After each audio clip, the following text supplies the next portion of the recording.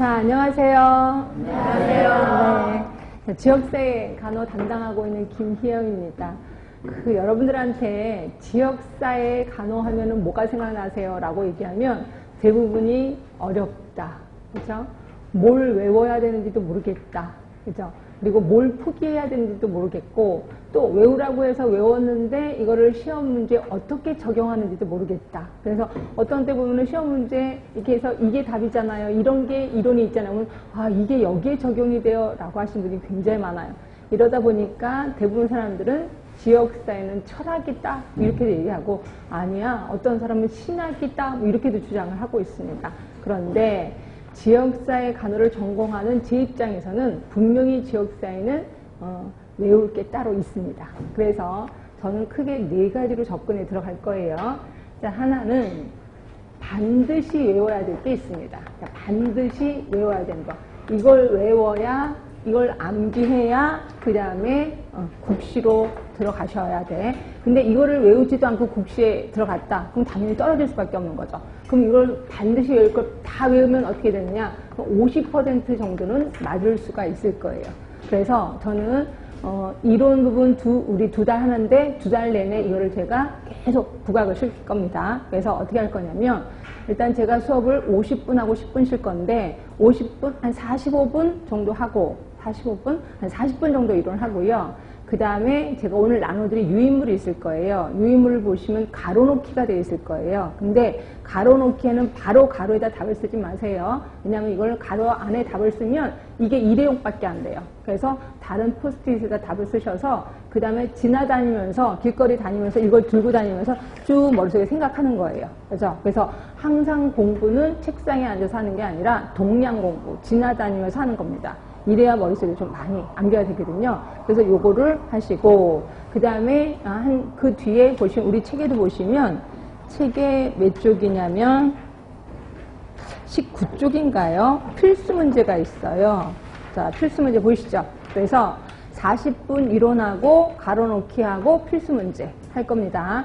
그리고 쉬시고 그 다음에 다시 또 그런 식으로 할 겁니다. 그래서 제가 왜 이런 얘기를 하냐면, 어떤 친구들은 필수 문제 정답을 공개해라, 뭐 그걸 아예 다 그냥 일일이 다 불러달라, 이런 사람들이 많은데, 그러니까 이런 수업은 듣지도 않은 채로, 그래서 그런 거를 방지하기 위해서 제가 항상 첫 번째 시간 끝날 때쯤에서 이 필수 문제를 하니까, 그래서 혹시라도 이론이 필요 없으신 분은 뒤쪽만 좀 보시면 될 것 같아요. 그런 식으로 해서 제가 반드시 외워야 될 거는 이렇게 해서 반복하겠습니다. 그리고 다음 주에 오시면, 여러분들이 이거 이제 완벽하게 외우셨을 거야. 그래서 다음 주에 오시면 또 쪽지 시험이 기다리고 있을 겁니다. 이런 식으로 해서 반드시 외워야 될 거는 3번 반복하겠습니다. 그러니까 3번 반복하는 과정에서 이게 이제 그 상식처럼 외울 수 있게끔 그렇게 접근해 들어가겠습니다. 자, 그러면 이제 2번째는 그러니까 암기해야 되기는 암기해야 되는데 그 양이 너무 방대한 게 있습니다. 방대한 양. 그래서 제가 봐도 이거 못 외우겠는데 라고 하는 것들이 좀 있습니다. 이런 것들은 솔직히 제가 외우라는 말을 참아 못하겠습니다. 제 양심상. 그래서 이런 것들은 외우시진 않으시되 그럼 그냥 포기할까요? 그건 아니고요. 이거는 눈도장이라도 좀 찍어두세요. 눈도장. 그 눈도장을 어떻게 찍느냐? 시험 보기 한 달 전부터 이걸 요약 정리를 하든지 뭐 복사를 하든지 아니면 뭐 핸드폰에다 저장을 하든지, 그래서 그냥 시간 나는 데 한 번씩 보는 겁니다. 그걸 한 번씩 읽어보세요. 이렇게 해서 보면 눈도장이 찍혀질 거고, 요게 현장에 가면 그대로 머릿속에 또 우연찮게 떠오를 때가 있습니다. 그래서 이런 것들은 이런 식으로 눈도장에서 맞으면 다행인 거고, 틀려도 그냥 괜찮다, 뭐 이런 식으로 접근하겠습니다. 그 다음에 이제 세 번째는 포기해야 되는 문제들이 있어요. 포기해야 되는 문제.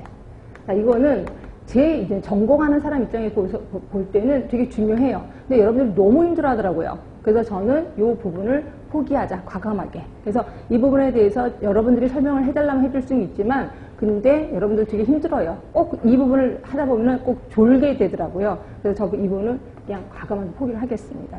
그래서 제가 얘기를 하겠습니다. 이 부분은 그냥 포기하세요. 이렇게 얘기를 할 겁니다. 그러니까 여러분들은 그렇게 하시면 되고요. 그 다음에 이제 4번째는 이제 사례 접근이라고 해서 대부분 이쪽의 문제가 점점 많이 나오는 추세입니다. 그래서 사례, 예를 들어서 어느 집에 방문을 갔다. 그 집에 가면 뭐 결핵 걸린 사람도 있고 아이들도 있는데 이럴 때 간호사 어떻게 해야 되느냐, 이런 식으로 사례 쪽이 있을 겁니다. 근데 대부분 우리가 대한민국 국민이고 그 다음에 간호학과 4년을 다녔으면 충분히 풀 수 있는 문제예요. 이건 감으로, 촉으로 뽑을 수 있는 문제입니다. 그런데 이거에 걸리는 사람들이 있더라고요. 누구냐면 어린 시절을 외국에서 보낸 사람. 그렇죠? 그래서 외국에서 보내고 한국에 대학을 온 거야. 그러다 보면 이게 사고방식이 좀 달라지더라고요. 이러다 보니 이 문제를 거의 접근을 못 하더라고요. 그래서 근데 저의